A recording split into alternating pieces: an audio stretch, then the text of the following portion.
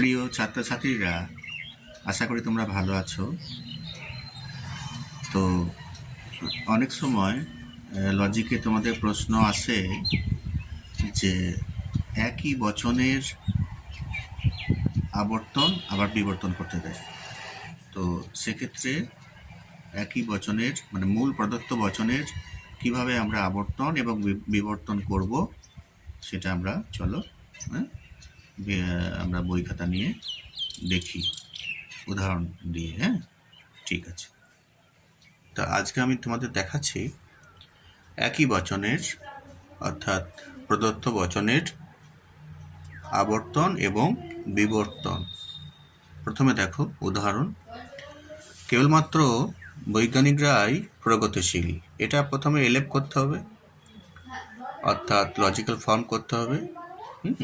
এখানে লিখতে হবে এলেপ।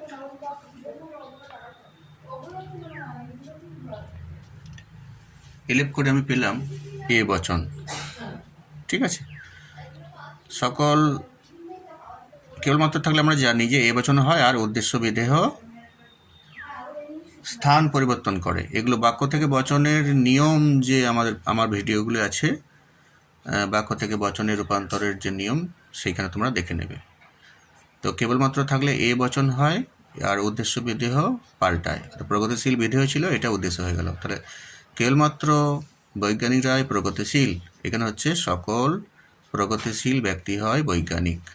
বচনের রূপান্তর হলো বা এলেপ হলো। আচ্ছা, এ বচন, তাহলে এ বচনের প্রথমে আমরা আবর্তন করব। দেখো প্রশ্নটা কি বলেছে, যে তর্কবিজ্ঞান সম্মত বচনে রূপান্তরিত করো এবং তাদের আবর্তন ও বিবর্তন করো। অর্থাৎ একই বচনের আবর্তন ও বিবর্তন করতে হবে। প্রথমে আবর্তন করি, তাহলে এই বচনের আবর্তন হচ্ছে আই। কোনো কোনো বৈজ্ঞানিক হয় প্রগতিশীল। আবর্তনের নিয়ম আমরা জানি, বা আমার আবর্তনের আলাদা ভিডিও আছে, তোমরা দেখো আবর্তনের নিয়ম কি। সেখানে এই বিধেয়টা বৈজ্ঞানিকটা প্রথমে উদ্দেশ্য হয়ে যাচ্ছে। কোনো কোনো বৈজ্ঞানিক হয় প্রগতিশীল, এই যে উদ্দেশ্যটা বিধেয় হয়ে যাচ্ছে। এটা হলো আবর্তন হয়ে গেল, তাই আবর্তিত। এবার মূল বচনটাকে আবার কিন্তু আমরা বিবর্তন করব। তাহলে এই বচনে বিবর্তন হয় ইতে, আমরা জানি। হ্যাঁ, তাহলে সকল প্রগতিশীল ব্যক্তি হয় বৈজ্ঞানিক। আমরা করলাম যে ই বচন মানে কোনো নয়। হ্যাঁ, তাহলে কোনো প্রগতিশীল ব্যক্তি নয়, এই বৈজ্ঞানিকের সঙ্গে একটা যোগ হবে। কোনো প্রগতিশীল ব্যক্তি নয়, অবৈজ্ঞানিক। এটা বিবর্তন করা হলো, অর্থাৎ বিবর্তিত। ঠিক আছে, বিবর্তন করা হয়ে গেলে বিবর্তিত।